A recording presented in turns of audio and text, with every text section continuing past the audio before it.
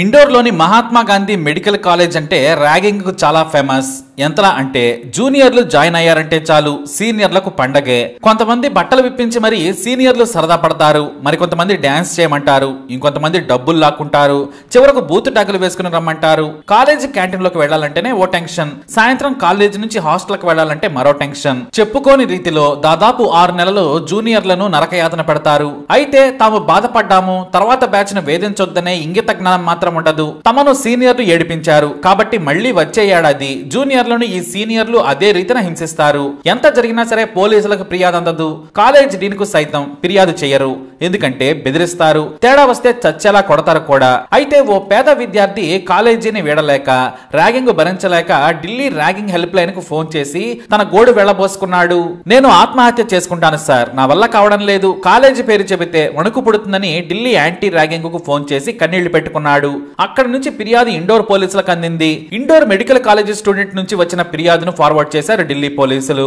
Indoor ఉన్నతాధికారులు సంయోగిత పోలీసులను case నమోదు చేసి విచారించమని ఆదేశించారు. వెంటనే సంయోగిత గంజ్ పోలీసులు కేసు నమోదు చేశారు. స్టేషన్ ఎస్ఐ తెహజీబ్ బి కాజీ స్వయంగా తన టీంతో వెళ్లి మెడికల్ కాలేజ్ డీన్ ను కలిసి విచారణ చేశారు. ప్రతి క్లాస్ రూమ్ లోని జూనియర్లను వ్యక్తిగతంగా కలిసి ఇబ్బందులు చెప్పమన్నారు.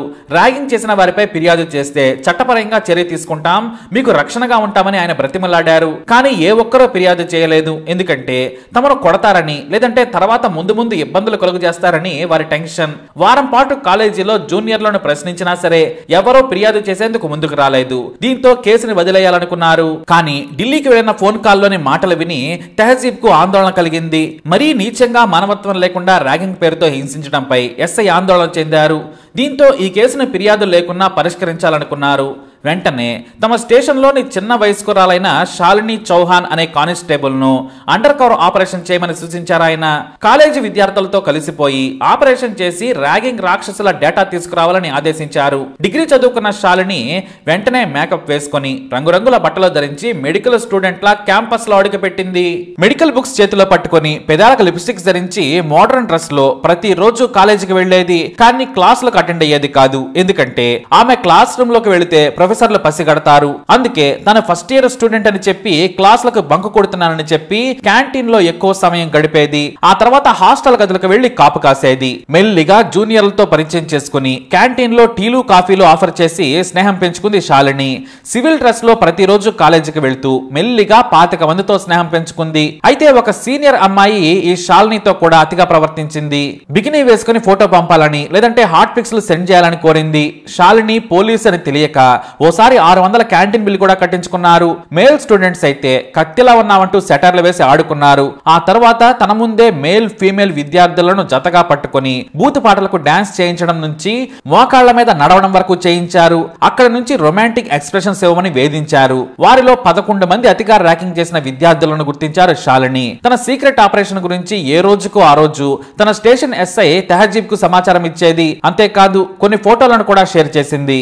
3 నెలలు ఎవరూ గుర్తించకుండా జాగ్రత్తగా ఆపరేషన్ చేసింది శాలిని. కానీ ఒకరిద్దరు విద్యార్థులు గుర్తుపట్టి క్లాస్ కెందుకు రావడం లేదని నిలదీశారు. అయినా సరే ఏదో కారణం చెప్పి తప్పించుకుంది ఈ lady undercover cop Shalini. ఎవరికైనా అనుమానం వస్తే వెంటనే టాపిక్ డైవర్ట్ చేసి తానే బిల్లు కట్టి డ్రింక్స్ ఇప్పించేది. ఆ తర్వాత బాధితుల పేర్లు రాసుకుని లిస్టు ప్రిపేర్ చేసింది. అంతేకాదు అతిగా ర్యాగింగ్ చేసిన వారి లిస్టు ప్రిపేర్ చేసి ఆ మరునాడు ఏకంగా తన టీమ్ తో ఎస్ఐతో కలిసి మెడికల్ కాలేజీలో అడుగుపెట్టింది. గాయం సినిమాలో మాదిరిగా ఒక పక్క క్లాసులు అవుతుంటే సీనియర్లు పిలిచి ర్యాగింగ్ రాక్షసులను వెంటనే తనతో రావాలని ఆదేశించారు. పోలీసులు ఇలా ప్రొఫెసర్లు క్లాస్ చెబుతుంటే ఎందుకు కొంతమంది పేర్లు పిలిచి తీసుకెళ్తున్నారో ఎవరికి అర్థం కాలేదు. వారంతా ఏమైనా హత్యలు చేశారా అని కాలేజ్ మొత్తం కొతకొతలాడిపోతుంది. మొత్తం 11 మందిని అరెస్ట్ చేసి జైలుకు తరలించారు. ఆ వెంటనే కాలేజ్ డీన్ సంజయ్ దీక్షిత్ ను కలిశారు ఎస్ఐ. అక్కడే అండర్ కవర్ ఆపరేషన్ చేసిన శాలిని చౌహాన్ ను పరిచయం చేశారు. ఆమె మా ఆఫీసర్, స్టూడెంట్ గా 3 నెలలు క్యాంపస్ లో ఆపరేషన్ చేసింది. మొత్తం 11 మంది అతిగా ర్యాకింగ్ చేసిన వారి పేర్లను డీన్ ముందు పెట్టి అరెస్టు చేస్తున్నట్లు చెప్పారు ఎస్ఐ. ప్రూఫ్స్ గా కొన్ని ఫోటోలను కూడా చూపించారు. మరో 28 మంది విద్యార్థులు ర్యాగింగ్ చేసిన నార్మల్ గానే ఉండడంతో వారితో మరోసారి ర్యాగింగ్ చేయమని సంతకం చేసిన పేపర్ మీద రాయించుకుని స్టేట్మెంట్ తీసుకున్నామని చెప్పారు. దీంతో డీన్ షాక్ అయిపోయారు. తమ దృష్టికి ఫిర్యాదు వస్తే చర్యలు తీసుకుంటామన్నారు. కానీ ఎవరూ కంప్లైంట్ చేయలేదన్నారు డీన్. మొత్తం 11 మందిని కాలేజీ నుంచి 6 నెలల పాటు సస్పెండ్ చేయడమే కాదు కేసు ఫైల్ చేసి జైలుకు కూడా పంపారు తెహజీబ్ ఖాన్. మరో 26 మందిని హెచ్చరించి కౌన్సిలింగ్ చేసి వదిలేశారు. ఇంకొంతమందిని జాగ్రత్తగా చదువుకోవాలని పక్కకు పిలిచి సెక్షన్లు మొత్తం చెప్పారు. కాలేజీ అంటే దేవాలయం, ఇక్కడ మంచి వాతావరణం ఉండాలి కానీ రౌడీల్లా ప్రవర్తించొద్దని చెప్పారు తహజీబ్. అంతేకాదు తమ అండర్ కవర్ ఏజెంట్ శాలినిని ఆయన మెచ్చుకున్నారు. కింది స్టేట్మెంట్లను కూడా రికార్డ్ చేశారు. రోజుకు 12 గంటలు కాలేజీలోనే గడిపి మరెవరూ ర్యాగింగ్ చేయకుండా పూర్తి సమాచారమే కాదు ఆధారాలు కూడా సేకరించారని పొగిడారు ఆయన. తండ్రి చనిపోవడంతో కష్టపడి సంపాదించిన శాలిని గురించి ఎస్ఐ మీడియాకు చెప్పారు. ఇప్పుడు Shalini all India super cup అయింది. ఇక ఆ కాలేజీలో ఇప్పుడు ర్యాగింగ్ అంటేనే వణికిపోతున్నారు. అసలు ర్యాగింగ్ చేసేవారే లేరు. ఒక ఫోన్ కాల్ చిన్నదే కదా అని వదిలిపెట్టలేదు. ఆ ఫోన్ చేసిన వాళ్ళు డైరెక్ట్ గా కంప్లైంట్ కూడా ఇవ్వలేదు. అలా అని లైట్ తీసుకున్నట్టయితే ఆ స్టూడెంట్ ప్రాణాలతో ఉండేవాడు కాదు. కానీ అతడి ప్రాబ్లమే కాదు, అందరి ప్రాబ్లం సాల్వ్ చేసింది అండర్ కాప్ శాలిని. మరి సూపర్ కాప్ శాలిని పై మీ అభిప్రాయాన్ని కమెంట్ ద్వారా తెలియజేయండి. వీడియో లైక్ చేయండి, షేర్ చేయండి, మా ఛానల్ ని సబ్స్క్రైబ్ చేసుకోండి.